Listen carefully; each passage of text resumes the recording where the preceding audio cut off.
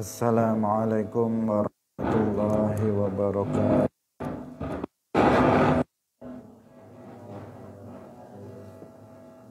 Alhamdulillahi rabbil alamin. Ni'matu wa lahul fadlu wa lahul thana'ul hasan. Wa salawatullahil barrir rahim wal malaikatil muqarrabin ala sayyidina wa maulana Muhammadin wa ala alihi wa ashabihi at-tayyibin at-tahirin. Allahumma la sahla illa ja'altahu sahla wa anta taj'alul hazna idza syi'ta sahla. Allahumma arzuqna al-ikhlas fil niyyati wal qawli wal amal. Wa ba'du. Nabiyyil Mustafa sallallahu alaihi wasallam wa ikhwanihi minal anbiya'i wal mursalin wasyuhada'i was salihin, khususan ila sultanil awliya Syekh Abdul Qadir Al-Jilani wa Syekh Ahmad Ar-Rifa'i wa Syekh Bahaidin Naqsyabandi wa Syekh Abdullah Al-Hari wa ila arwahi jami'i ahli al-qubur minal muslimin wal muslimat. A'udzu billahi minasy syaithanir rajim. Bismillahirrahmanirrahim. Alhamdulillahi rabbil alamin. Ar-Rahmanir Rahim. Ihdinas siratal ladzina an'amta 'alaihim ghairil maghdubi 'alaihim waladdallin. Amin. Hadirin hadirat kaum muslimin muslimat Allah Subhanahu wa taala. Pagi hari ini Allah Subhanahu wa taala kembali mempertemukan kita dalam majelis ketaatan, yaitu majelis ilmu, majelis yang insyaallah Bismillahirrahmanirrahim. Bismillahirrahmanirrahim. Al-Qari'ah. Yawma yakunun nasu kal farashil mabthus wa takunul jibalu kal 'ihnil manfush fa amma adraka ma hiya narun hamiyah. Hadirin rahimakumullah, kita sampai pada ayat yang ke-8. Wa amma man khaffat mawazinuh fa ummuhu hawiyah. Wa amma man lan anapun utawi wong khaffat kang ringan apa mawazinuhu pira-pira timbangan api wong bi an rajahat kelawan yen to ngungguli apa sayyi'atuhu pira-pira ala neman ala hasanatihi ing atase api eman. Wa huwa lan utawi man iku al kafiru wong kang kafir.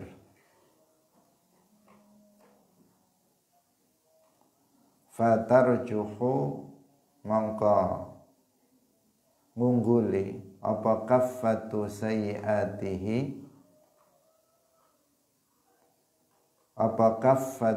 sayyiatihi piringan timbangan olone al kafir la ghair ora ana liya li annahu krana sak temene kelakuan la hasanati ora ana kebagusan iku maujud lahu kedue al-kafir fil akhirati ing dalem akhirat.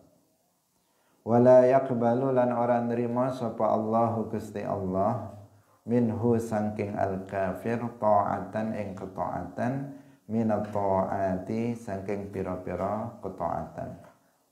Wa ammal a'malu lan anapun utai pira-pira amal al-hasanatu kang bagus allati kang amilaha kang wis nglakoni sapa al-kafir ing allati ma'an nasi sartane menungso fa innahu mongko sak temene amal iku juzia atau fa innahu mongko sak temene kafir iku juzia den wales sapa kafir alaiha ing atase allati al-a'mal al-hasanah fid dunya ing dalam dunya birrizqi kelawan rizqi wasihhati lan sehat wal afiyati lan waras wal mali lan pondo wa ni'ami lan pira-pira nikmat al katsirati kang akeh allati kang wa'tiyaha kang wis den paringi sapa kafir ing ni'am al katsirah fi hayatihi ing dalam uripe al-kafir. Wa amma ba'da mautihi lan anapun ing dalam sause matine al-kafir fakama qala mongko kaya keterangan qala kang wis dawuh sapa rasul sallallahu alaihi wasallam hatta idza afdha ilal akhirati lam yakun lahu minha nasib hatta idza afdha sehingga tatkalane wis lewati sapa kafir ilal akhirati maring akhirat lam yakun ora ana lahu ketui kafir minha saking hasanat apa nasibun bagian. Hadirin rahimakumullah, kita masih membahas tentang masalah mizan. Al-mizan adalah timbangan amal, alat yang digunakan untuk menimbang amal perbuatan manusia nanti pada hari kiamat, untuk menunjukkan keadilan Allah Subhanahu wa ta'ala. Telah kita jelaskan secara global tentang al-mizan ini, di mana kita wajib untuk meyakini adanya.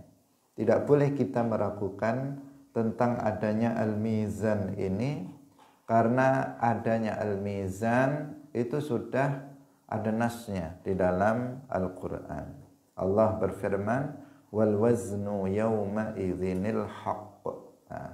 Nah, di antaranya lagi adalah dalam surat Al-Qari'ah ini. Ini menceritakan tentang al-mizan. Nah, kemarin disebutkan Allah berfirman, fa amma man thaqulat mawazinuh fahuwa fi 'aisyatir radiyah.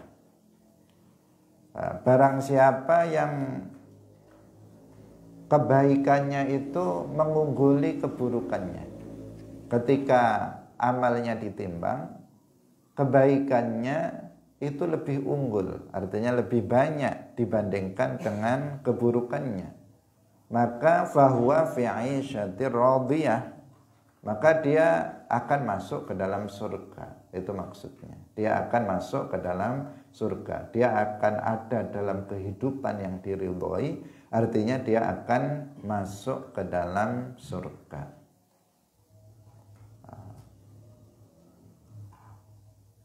Sedangkan dosa-dosanya diampuni oleh Allah Subhanahu wa ta'ala. Kemudian yang berikutnya, wa amma man khaffat mawazinuh. Bagaimana dengan mereka yang kebaikannya atau keburukannya itu lebih unggul dibandingkan dengan kebaikannya.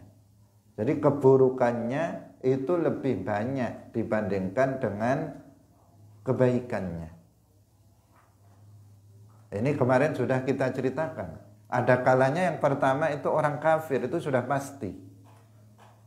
Kalau orang kafir sudah pasti keburukannya itu lebih unggul. Karena apa? Orang kafir tidak memiliki kebaikan sama sekali. Dikatakan la khair li'annahu la hasanat lahu fil akhirah. Karena orang kafir itu tidak memiliki kebaikan sama sekali di akhirat. Sehingga ketika ditimbang satu piringan timbangan yang semestinya diisi kebaikan itu kosong sama sekali, sehingga dipastikan keburukannya itu lebih unggul karena nggak ada penyeimbangnya sama sekali. Ini untuk siapa? Orang kafir. Karena sudah kita jelaskan berkali-kali, orang kafir itu apapun yang dilakukannya, kebaikan sebesar apapun yang dilakukannya ketika di dunia, itu tidak diterima oleh Allah Subhanahu wa ta'ala. Meskipun ada orang kafir dalam hal bermuamalah, dalam hal bergaul, dari sisi pergaulan dengan masyarakat, dengan tetangga, dengan sesama, itu super baik misalnya. Suka ngasih tetangga-tetangganya makanan, suka membantu orang, kalau berkata sangat sopan, lemah lembut, tidak pernah menyakiti orang misalnya, dengan ucapan dan dengan perbuatannya, meskipun seperti itu, maka dia nggak akan mendapatkan pahala indallah kalau dia itu orang kafir. Karena kita menemukan dalam kehidupan sehari-hari kita, itu kita menemukan sebagian orang kafir itu begitu sangat baik dari sisi zahir bermuamalah dengan manusia.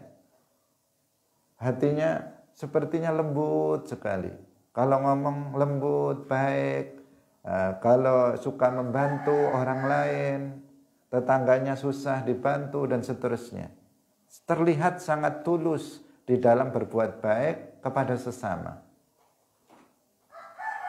Kita temukan seperti itu. Tetapi kebaikan yang mereka lakukan di dunia itu tidak sama sekali nggak ada faedahnya. Untuk akhirat dia nggak ada faedahnya, untuk akhirat dia. Kenapa? Karena nggak ada pahalanya, Allah Subhanahu wa ta'ala tidak menerimanya. Karena syarat diterimanya amal kebaikan itu harus dilakukan oleh seorang mukmin. Ayat yang sering kita sebut, wa may ya'mal minas solihati min dzakarin aw untha wa huwa mu'min faulaika yadkhulunal jannata wa la yuzlamuna naqira. Barang siapa yang beramal soleh, baik dia itu laki-laki maupun mukmin, syaratnya dia itu mukmin, maka mereka akan masuk surga sebagai balasan atas amal soleh tersebut, dan sedikit pun tidak akan dizalimi. Itu kalau yang melakukannya adalah seorang mukmin. Kalau orang kafir, maka nggak sah. Al-Imam Al-Ghazali, beliau mengatakan la tasihhul ibadatu illa ba'da ma'rifatil ma'bud. Tidak sah suatu ibadah kecuali setelah seseorang itu mengenal Allah yang disembah, yakni telah beriman kepada Allah Subhanahu wa ta'ala. Hadirin yang dirahmati oleh Allah Subhanahu wa ta'ala, penampilan baik yang dilakukan oleh orang kafir di dunia itu dibalas oleh Allah di dunia.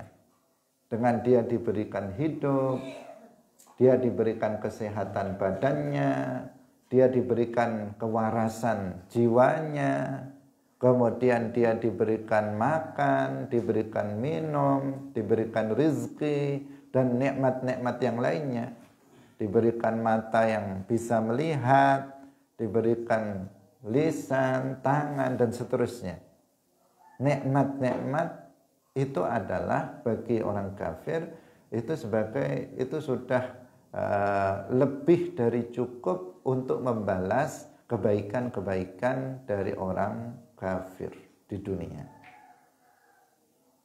Dalam hadis disebutkan, yang potongannya disebutkan dalam kitab ini, Rasulullah Shallallahu Alaihi Wasallam bersabda, wa ammal kafiru fayut'amu bihasanatihi fid dunya. Sedangkan orang kafir, maka dia diberi makan dengan sebab kebaikan-kebaikan yang dilakukannya. Jadi kalau ada orang kafir tadi, kita gambarkan baik sama tetangganya, baik sama orang lain, dia senang untuk berbuat kebaikan-kebaikan di masyarakat, maka kebaikan-kebaikan mereka itu dibalas dengan mereka diberi makan di dunia ini oleh Allah Subhanahu wa ta'ala. Diberikan kenikmatan-kenikmatan duniawi ketika hidup di dunia ini. Tapi hatta idza afdha ilal akhirati falaisa lahu minha nasib. Tapi nanti kalau sudah sampai di akhirat, maka mereka tidak mendapatkan bagian sedikit pun dari kebaikan yang pernah dilakukannya di dunia. Kenapa? Karena balasannya sudah diberikan di dunia. Kebaikan yang mereka lakukan sudah dibalas oleh Allah di dunia. Sehingga nanti ketika di akhirat sudah nggak ada balasan atas kebaikan yang dilakukan oleh orang yang kafir. Hadirin rahimakumullah. Karena itu iman itu sangat-sangat penting. Iman itu sangat penting. Hal yang paling berharga bagi seorang hamba itu adalah iman. Sehingga iman ini harus dijaga. Iman ini harus dijaga dari hal-hal yang bisa membatalkan keimanan, yaitu kufur. Baik itu berupa keyakinan, berupa perbuatan, atau berupa ucapan. Jangan sampai kita jatuh kepada riddah i'tiqadiyah, riddah keyakinan, atau riddah fi'liyah, riddah perbuatan, atau riddah qauliyah, riddah ucapan. Jangan sampai jatuh. Karena jika seseorang jatuh pada riddah, sesuatu yang bisa memutuskan, membatalkan iman Islam, maka dia akan menjadi orang yang serugi-ruginya, orang yang paling rugi. Kalau sempat keimanan seseorang itu batal, menjadi keluar dari Islam, batal keimanannya, maka dia akan menjadi orang yang paling rugi. Kenapa? Karena kebaikan yang pernah dia lakukan semua terhapus pahalanya. Dan apabila dia melakukan kebaikan setelah itu, dalam masa kekufurannya nggak akan diterima oleh Allah Subhanahu wa ta'ala. Nah, untuk menjaga itu kita harus belajar ilmu agama. Kita harus belajar ahkamur riddah, hukum-hukum yang berkaitan dengan riddah. Nggak boleh tidak, karena man lam ya'rifi syarra yaqa'u fihi. Orang yang enggak tahu keburukan, dia akan jatuh pada keburukan itu. Kalau seseorang enggak tahu bahwa perkataan ini kufur, maka dia akan mengucapkannya. Kalau seseorang enggak tahu bahwa keyakinan ini adalah keyakinan yang kufur, maka dia akan meyakininya. Kalau seseorang enggak tahu kalau ini adalah perbuatan yang kufur, maka dia akan melakukannya. Sya'a am aba. Dia mau kufur atau enggak mau kufur, dia akan jatuh pada kekufuran apabila dia tidak tahu apa yang termasuk kufur. Dia enggak tahu apa saja hal-hal yang bisa menyebabkan kekufuran. Karena itu di antara ilmu fardhu ain yang wajib dipelajari oleh setiap muslim, tidak boleh ada seorang muslim yang enggak tahu tentangnya, itu adalah ilmu tentang ahkamur riddah, hukum-hukum yang berkaitan dengan riddah, agar kita bisa menjaga iman kita. Itu sesuatu paling, nggak ada yang lebih berharga dari iman. Yang paling berharga, nikmat yang paling berharga adalah iman. Bukan nikmat harta, bukan nikmat lainnya, tetapi nikmat iman itu yang paling berharga, karena itu modal utama bagi kita untuk bisa beramal soleh, untuk bisa mendapatkan kenikmatan yang abadi nanti di akhirat.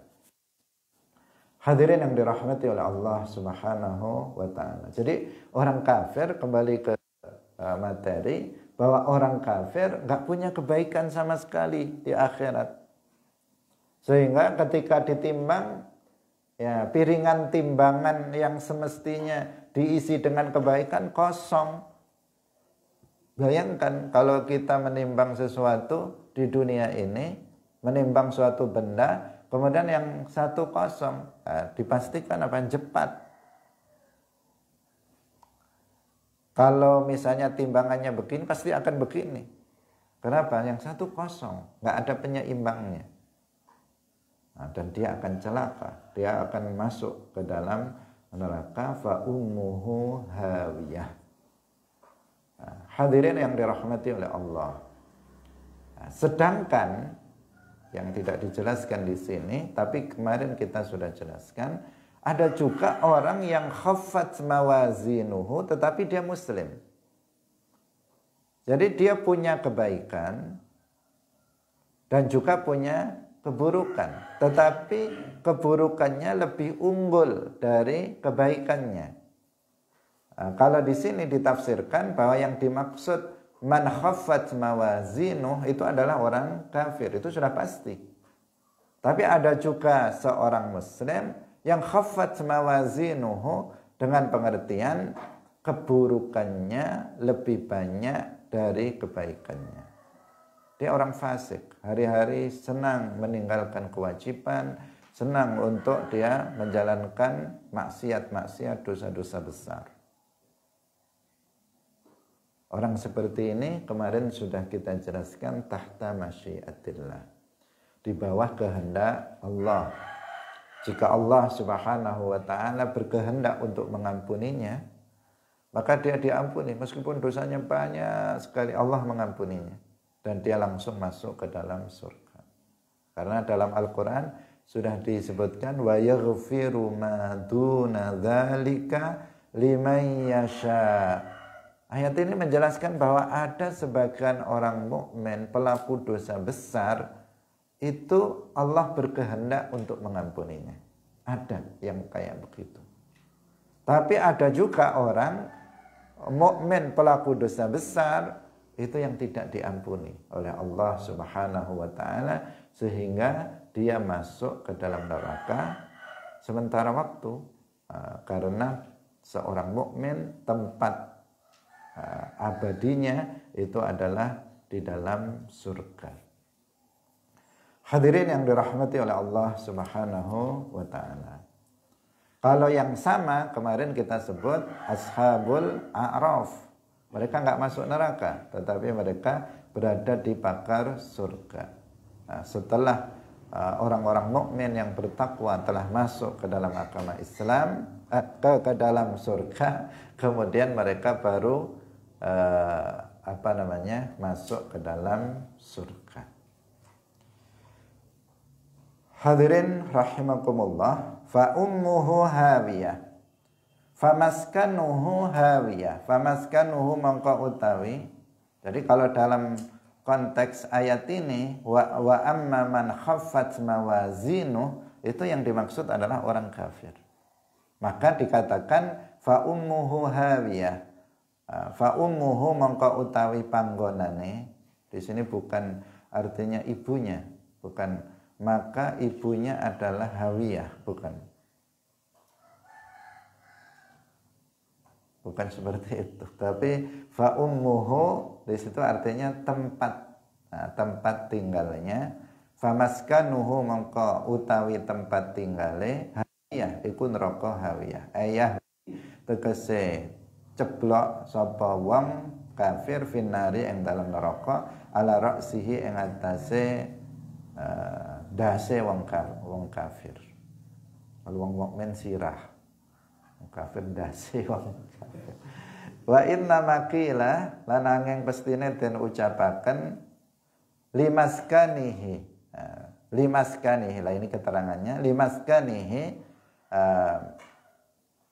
ketuwe panggonane kafir ummuhu diarani ummuhu ibune li annal asla karena krana sak temen asale asukunu netep ilal ummahati maring pira-pira wan lan utawi neraka li hadza hadza maring iki kal ummi kaya kaya ibu idlama walahu krana ora ana nggon berteduh iku maujud lahu kedue wong kafir ghaira sakliyane neraka hawiyah. Hadirin rahimakumullah, fa ummuhu hawiyah. Jadi tinggalnya orang kafir itu adalah hawiyah. Dia akan jatuh ke dalam neraka di atas, artinya kepalanya dulu yang jatuh ke bawah ke dalam neraka. Kemudian di sini dijelaskan tentang kenapa menggunakan fa ummuhu hawiyah. Menggunakan bahasa karena ini memang pada dasarnya seorang ibu itu kan kembali, tempat kembali. Kalau seorang anak misalnya, seorang keluarga misalnya, sebuah keluarga, kemudian anaknya misalnya 10, dia anak-anaknya pada pergi, ada yang mondok, ada yang bekerja, ada yang keluar negeri, ada yang luar kota dan seterusnya. Tapi ibunya ada di kampung. Kira-kira balik nggak mereka itu? Mereka pasti akan kembali kepada ibunya. Nah, jadi dia semacam tempat kembali. Tempat tinggal dia itu ya dengan ibunya itu. Tapi ketika ibunya sudah meninggal, ayahnya sudah meninggal, ibunya sudah meninggal, maka bisa jadi anak ini tidak kembali ke tempat itu. Kenapa? Karena tempat kembali dia itu sudah nggak ada lagi. Nah, maka ibu ini adalah tempat kembali bagi anak-anak. Sehingga ini lah orang kafir itu tempat kembalinya adalah neraka, nggak ada lain, nggak ada tempat tinggal bagi orang kafir nanti di akhirat selain neraka. Itu maksudnya seperti itu.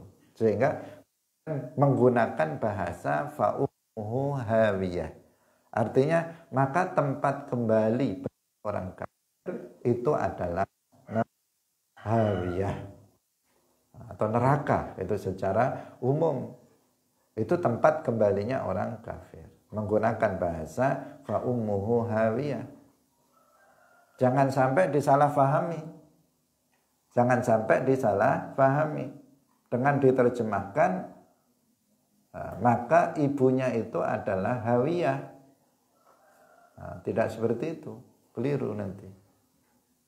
Apalagi diterjemahkan lebih salah lagi, maka ibunya adalah Bu Hawiyah misalnya. Kalau ada seorang ibu namanya Hawiyah, maka anaknya nanti akan masuk kafir, masuk neraka. Tidak seperti itu. Timbangannya keburukannya akan lebih banyak dari kebaikannya. Keliru, itu keliru. Seseorang tidak ngawur, namanya menerjemahkan Al-Quran secara ngawur.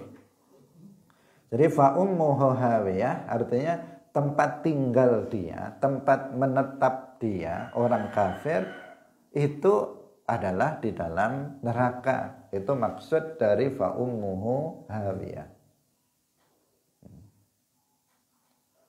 Juga maknanya bukan bahwa seorang ibu yang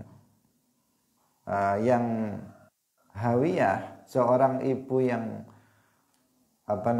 yang tidak atau yang kafirah atau yang tidak solihah, maka nanti anaknya itu akan menjadi anak yang kafir atau anak-anak yang nakal. Tidak juga seperti itu.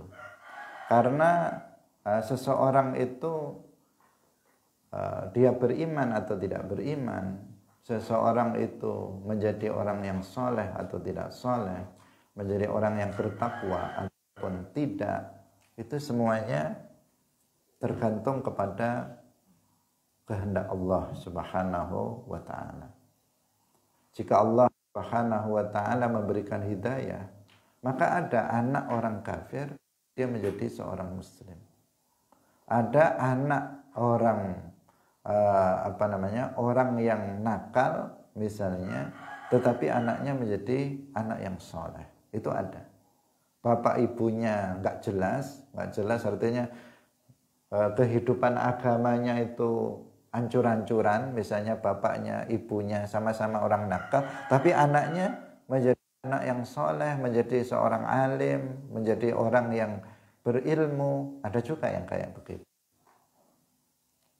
Ada juga yang sebaliknya, bapaknya soleh, ibunya solihah, tapi anaknya mursal. Artinya anaknya kemudian ternyata nggak bisa diatur oleh kedua orang tuanya, nggak bisa dididik, malah disuruh mondok, nggak mau mondok, malah di jalanan misalnya. Padahal kedua orang tuanya soleh solihah, dan kedua orang tuanya sudah berusaha untuk mendidiknya, sudah berusaha dimasukkan ke dalam pondok pesantren, sudah dibiayai untuk pendidikannya, tetapi nggak jadi. Ada juga yang seperti itu. Kenapa? Karena memang manusia ini kita hanya berusaha, kita memiliki kehendak, dan kita berusaha untuk mendidik anak-anak kita menjadi anak-anak yang soleh solehah, anak-anak yang berilmu dan mengamalkan ilmunya. Itu yang keinginan setiap orang tua. Tetapi kita masih kalah dengan kehendak Allah. Kita punya kehendak, Allah juga berkehendak, dan yang terjadi adalah kehendak Allah Subhanahu wa ta'ala. Jika kehendak kita sama dengan kehendak Allah, maka akan terjadi. Kita memiliki kehendak agar anak-anak kita menjadi anak-anak yang soleh solehah. Kemudian kita memasukkan anak kita didik sejak kecil dengan pendidikan agama yang baik. Kita masukkan ke pondok pesantren, kemudian dia menjadi anak yang soleh solehah seperti yang kita kehendaki. Karena Allah berkehendak dengan kehendak yang sama dengan kehendak kita, maka apa yang kita kehendaki terwujud. Tapi ada kalanya seseorang berkehendak untuk memiliki anak yang soleh solehah, tetapi ternyata Allah berkehendak anaknya tidak seperti ayah dan ibunya. Anaknya menjadi anak yang tolihah, bukan soleh tapi toleh, bukan solehah tapi tolihah. Artinya kebalikannya. Anak yang nggak jelas jeluntrungnya, disuruh mondok malah kabur misalnya, disuruh sholat malah tidur dan sebagainya. Pokoknya udah nggak jelas anak ini. Padahal orang tuanya sudah berusaha. Nah, itu karena Allah berkehendak berbeda dengan kehendak kedua orang tuanya.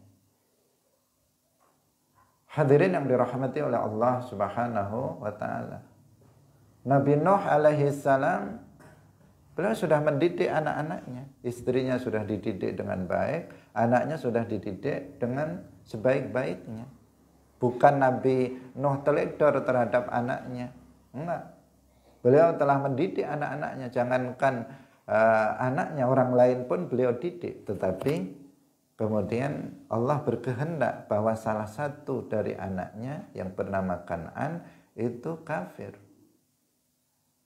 Pendidikan sudah diberikan, tetapi kenyataannya sesuai yang terjadi adalah apa yang dikehendaki oleh Allah Subhanahu wa taala. Karena itu kita jangan mudah untuk mencela seseorang. Jangan mudah untuk mencela seseorang terkait dengan itu. Karena terkadang kita ini kan suka mencela orang lain. Ketika melihat misalnya, oh itu bapaknya kiai, bapaknya ustadz. Ternyata anaknya nggak jelas, ini bapaknya kurang perhatian ini. Nah, ini bapaknya kurang mendidiknya. Padahal dia belum tahu yang sebenarnya, bisa jadi ya. Tetapi kan kita nggak boleh suudzon, berprasangka buruk terhadap seseorang. Ini ibunya ini nggak mau mendidik anaknya. Padahal bisa jadi sebenarnya sudah dididik dengan ketentuan syariat Islam, tetapi memang Allah berkehendak lain, bisa jadi seperti itu. Meskipun pada zaman sekarang memang banyak terjadi orang tua tidak mendidik anaknya dengan baik. Meskipun orang tuanya itu orang yang misalnya orang yang secara zahir itu baik, secara zahir terlihat dia orang baik. Banyak orang yang statusnya di masyarakat dia itu ustadz, ustadzah, tapi dia nggak ingin anaknya jadi ustadz, ustadzah. Orang tuanya itu kiai misalnya, tetapi anaknya nggak dipondokkan. Justru disekolahkan di sekolah yang bisa menjadikan anak itu tidak baik. Ada juga yang kayak gitu. Itu oknum-oknum, kasus seperti itu ada.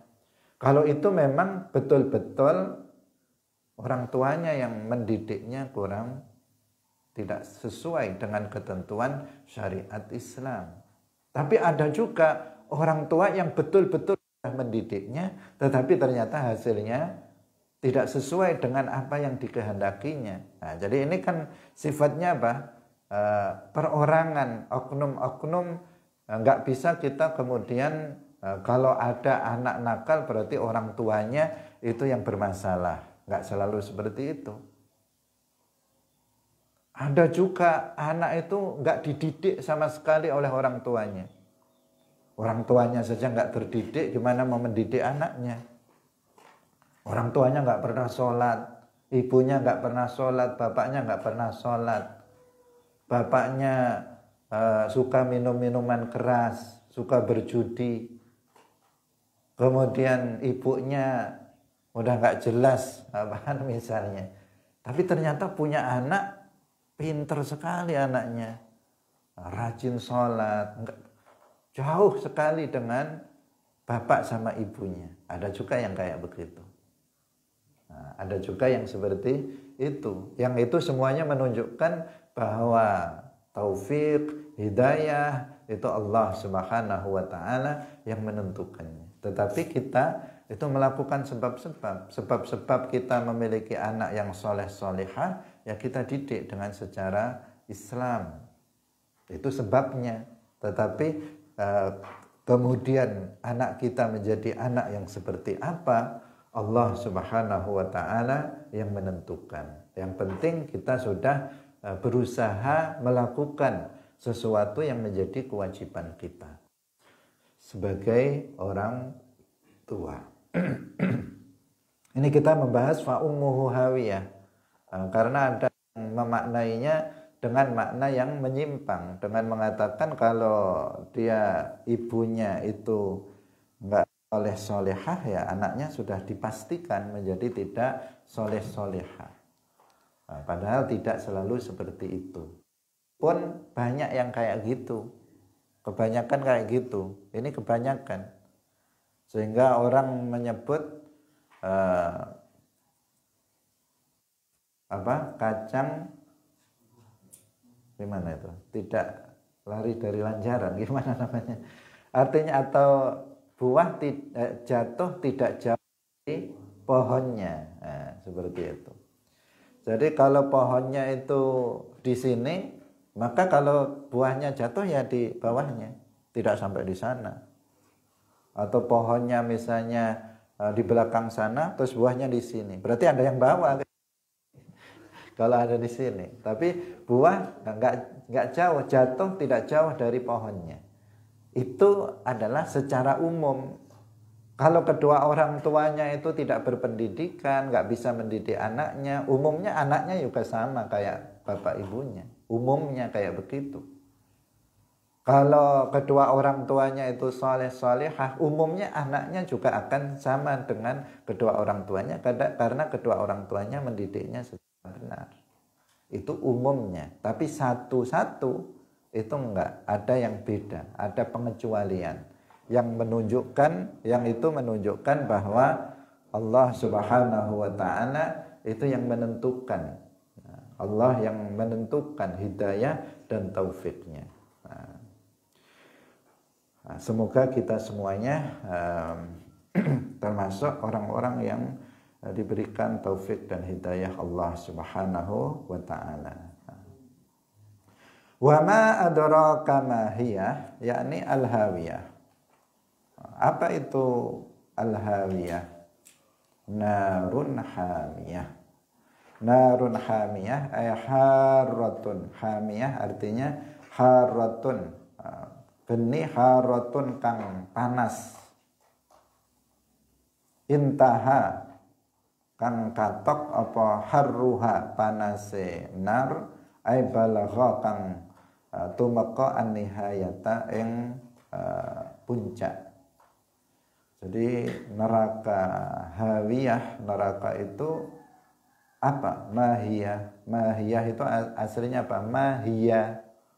Hiya itu dhamir kembali kepada hawiyatun. Hawiyah. Jadi apa itu mahiyah? Tetapi untuk kemudian ditambahi dengan ha, mahiyah. Narun hamiyah. Sajaknya kan dari awal itu diakhiri dengan ha. Fa amma ma faqulat mawazinuh fa huwa fi 'ishatir radiyah wa amma man khaffat mawazinuh fa ummuhu hawiyah. Kemudian wa ma adraka ma hiya narun hamiyah.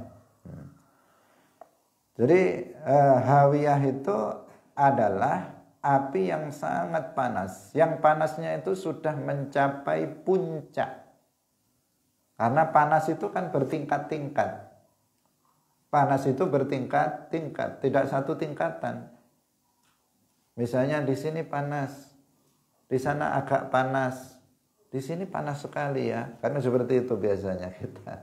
Yang menunjukkan bahwa panas itu apa? Bertingkat-tingkat. Api itu panas.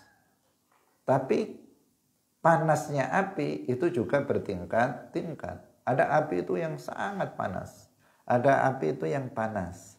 Ada yang api itu nggak begitu panas. Ada api itu yang sangat panas sekali.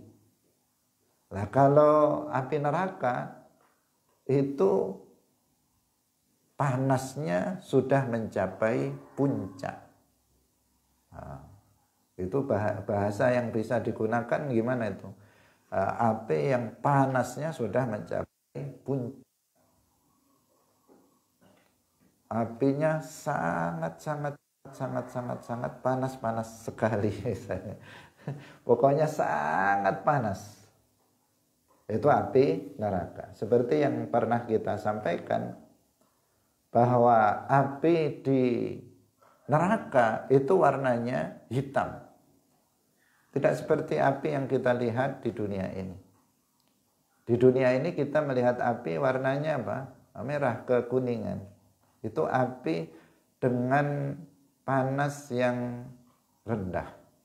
Nah, tergolong kalau dibandingkan dengan api neraka maksudnya. Tapi kalau kita pegang, ya kita nggak akan tahan. Kalau tangan kita taruh di atas api, di dunia ini api yang merah itu, kita nggak akan kuat menanggung panasnya. Kalau api itu sudah mencapai derajat tertentu yang tinggi, maka api itu akan berubah menjadi kebiruan. Warnanya akan menjadi kebiruan. Itu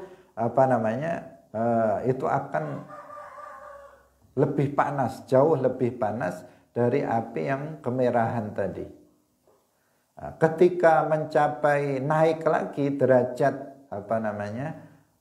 derajat panasnya, maka dia akan semakin panas lagi dan warnanya akan berubah menjadi hitam. Ini disebutkan ya di dalam sebuah hadis tentang permasalahan atau tentang warna dari api neraka. Disebutkan uqida 'alan nari alfasanah hatta marrat. Thumma uqida 'alaiha alfasanah hatta biyaddat. Thumma uqida 'alaiha alfasanah hatta swaddat. Fahiya sauda'u muzlimah. Jadi api itu dinyalakan selama 1000 tahun. Api neraka, ya, tentang api neraka dinyalakan selama 1000 tahun sehingga menjadi merah. Kemudian dinyalakan terus sampai 1000 tahun lagi sehingga menjadi putih. Hatta ibyaddat, sampai kemudian menjadi putih. Tsumma uqida 'alaiha, kemudian dinyalakan lagi sampai 1000 tahun berikutnya lagi, hatta swaddat, sehingga api neraka itu menjadi hitam. Fahiya sauda'u muzlimah, maka neraka itu adalah hitam. Api neraka itu hitam dan gelap. Jadi kalau api itu biasanya menerangi, kalau api di dunia ini itu kan kalau ada api menjadi terang. Tetapi kalau di dalam neraka ada api tetapi menjadi gelap. Kenapa? Karena warna api neraka itu adalah hitam. Sehingga neraka itu bukan terang tetapi gelap. Bertentangan atau berbeda dengan surga. Kalau surga itu terang benderang. Karena surga itu adalah cahayanya, itu adalah cahaya yang paling besar dan paling terang. A'zamu al-anwar itu nurul jannah. Jadi cahaya yang paling besar dan paling agung itu adalah cahayanya surga. Sehingga dalam surga itu enggak ada kegelapan sedikit pun. Nah, sedikit saja gelap itu enggak ada. Kalau di dunia ini kan ada yang gelap juga. Meskipun siang, biasanya kita lihat di sana, itu dalam rumah itu gelap. Ada yang gelap. Ada sisi-sisi yang gelap. Itu di dunia. Meskipun siang, apalagi malam, penuh dengan kegelapan. Kalau di akhirat nanti, surga itu terang benderang, nggak ada kegelapan sedikit pun. Karena surga itu sendiri itu bercahaya, mengeluarkan cahaya yang sangat terang. Sedangkan neraka itu gelap gulita. Gelap gulita karena api neraka itu warnanya hitam. Yang menunjukkan derajat panasnya api neraka itu mencapai puncak. Semoga kita semuanya dibebaskan oleh Allah Subhanahu wa taala dari api neraka. Karena kita sedetik pun nggak akan mampu untuk menahan panasnya api neraka. Sangat panas sekali. Sangat panas sekali. Kemarin dalam pertemuan sebelumnya kita telah dijelaskan bagaimana satu juz, satu bagian kecil dari neraka diseret oleh malaikat, ditunjukkan pada hari kiamat kepada manusia. Dahsyatnya seperti apa? Itu masih bagian kecil, secuil dari api neraka yang diikat dengan berapa itu? 70.000 rantai, di bawah setiap rantainya oleh 70.000 malaikat Itu yang dulu pernah kita pelajari. Itu masih bagian dari api neraka. Belum semua, belum separuh, belum sepertiga, belum seperempat dari api neraka. Maka kita harus berusaha untuk bisa terhindar dari api neraka, yaitu dengan berusaha untuk meninggalkan hal-hal yang diharamkan oleh Allah Subhanahu wa taala. Karena yang menjadikan seseorang masuk ke dalam neraka, satu kekufuran, yang kedua adalah kemaksiatan. Kemaksiatan, melakukan perkara yang diharamkan atau meninggalkan perkara yang diwajibkan oleh Allah Subhanahu wa taala. Kita juga hendaknya melakukan amalan-amalan yang bisa membebaskan kita dari api neraka. Sekecil apapun amalan kebaikan kita lakukan agar kita terhindar dari api neraka. Kemarin kita sebut hadis ittaqun nara walau bisyiqqi tamrah.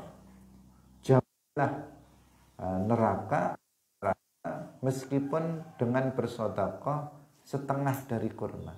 Itu yang menunjukkan apapun kebaikan itu bisa menjauh dari api neraka, mari kita lakukan.